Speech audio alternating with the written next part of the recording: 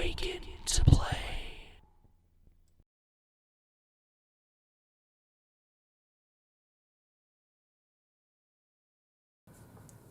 Hopefully things are going well for you guys. As for me, welcome to the Gamerman's Lounge.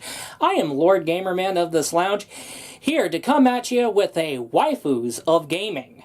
Now, the last waifus of gaming, we reviewed Mavwika. However, Mavwika is not the only sexy bombshell babe. We also have quite the roster of sexy bombshell babes when it comes to Natlin. And Chasca is quite the example. And let's get right on going.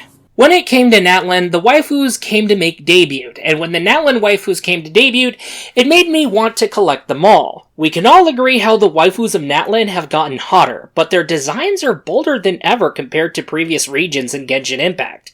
You can theorize how it might have something to do with Wuthering Waves' waifus, or the combination of that with other things, and Zenless Zone Zero, which is by the same guys making Release. Whatever the case may be, other gacha games, including Genshin's siblings, may have put pressure on Genshin itself in terms of character designs. Looking at Mavwika and Chasca, who we are reviewing right now. Now, whoever cooked them up probably felt the need to make the leap. Now, moving on to the lady of discussion. Chasca is just as sexy as hell and fun to play as the other maidens of Natlin's roster, including the Pyro Archon. Chasca has quite the bombshell body. You know what? Let the Labs Lounge spell it out for you guys. Chasca, a peacekeeping mistress preventing unnecessary brawls in Natlin. A tragic heroine who is constantly burdened by constant tragedy. She still remains in good spirits, and her spirit still fortified. Her skin-tight outfit is shiny. We don't know if it's made out of leather or whatever the case may be, but it is very skin-tight. And it does show one leg, it shows midriff, it shows cleavage and shoulder, and it shows back. Her hat looks as if it's a combination of a cowboy hat and a fedora. She has quite a charming smile, and however she spawns long, beautiful, dark red hair, as it does have quite of a spot that does basically gradiate into a violet color. She does look quite sharp and seductive. Chasca has the finest group quality milkers, the same amount as Mavwika would have.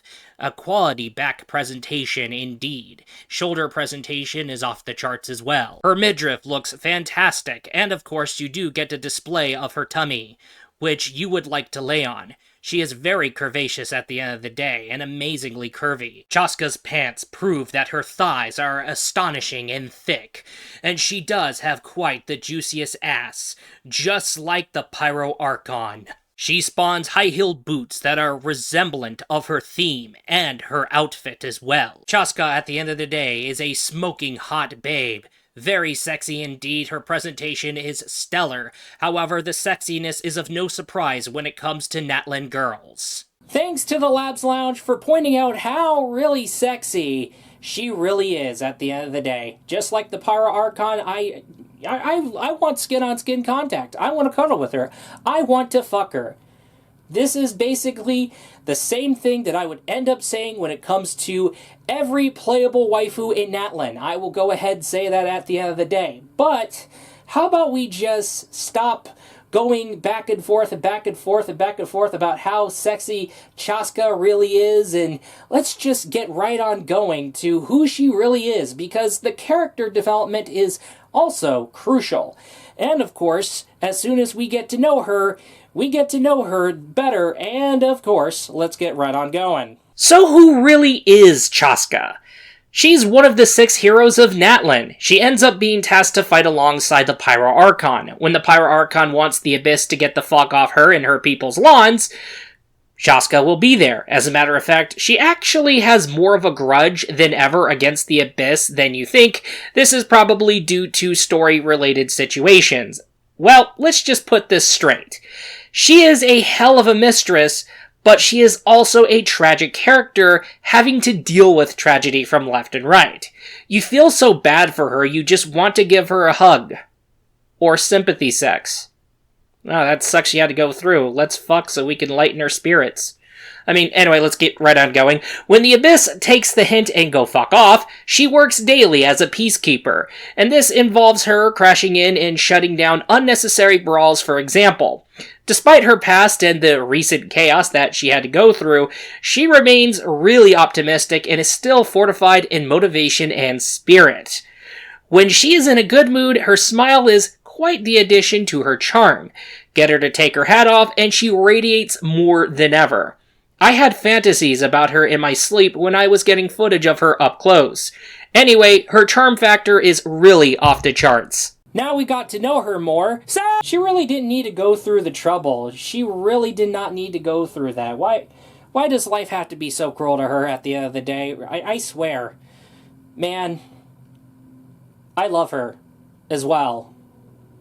I can't even make up my mind. How about I just go ahead and just farm a harem with them? Anyway, let's get right on going to the gameplay, because she's really fun to play as at the end of the day. In obviousness, she rides a giant gun in the air. This allows her to basically fly fast in midair. However, if you need her to fly across without the need of gliding down then climbing up, she is the girl. As she rides the giant gun, she ends up loading 6 wind bullets in the chamber when it comes to combat. This is because of her ability as an Anemo user. But what if some of those wind bullets turn into different element bullets instead? Well, that's because you have a Pyro user, Electro user, and Hydro user in your team. For example, if my team had Chasca, Mavuika, Dia, and Kokomi, I would be applying a mixture of Pyro and Hydro. Now, out of all the elements that will mix with her bullets, Cryo, Pyro, Hydro, and Electro is supported. Geo and Dendro, not supported. As an Anemo DPS, Chasca is a swirl-based damage dealer. This leads us to the charged attack that you would be using at most. This is essentially her gameplay in a nutshell. You hit her elemental skill, she rides on the gun, you aim and lock onto enemies to load the chamber, and enemies get back the fuck off. And then, the next thing you know, you repeat until they can't take it anymore. However, if you want to microburst your enemies with the blend especially, you can use her Elemental Burst, which consists of an AoE attack that you can say is a nuke, but it's more of a microburst. She is rather a ranged unit who can snipe multiple targets in one sitting. But remember to dodge, and you're in the good. If you were to have yourself that double Pyro team I just mentioned, you activate Kokomi's E for heals and Hydro, Dia and Mavuika's elemental skills on field, then switch to Chasca and pull the gun out. You will get more guarantees for elemental reactions. I tell you this because her 6 bullets in the chamber are going to be, let's say, RNG at best. But as soon as you get the hang of Chasca, you will be eating away enemy HP in no time. She is rewarding to master and fun to play. She is also convenient for world exploring, and that said, she is great in your team. Don't sleep on her. You sleep with her, not sleep on her, and miss out on her.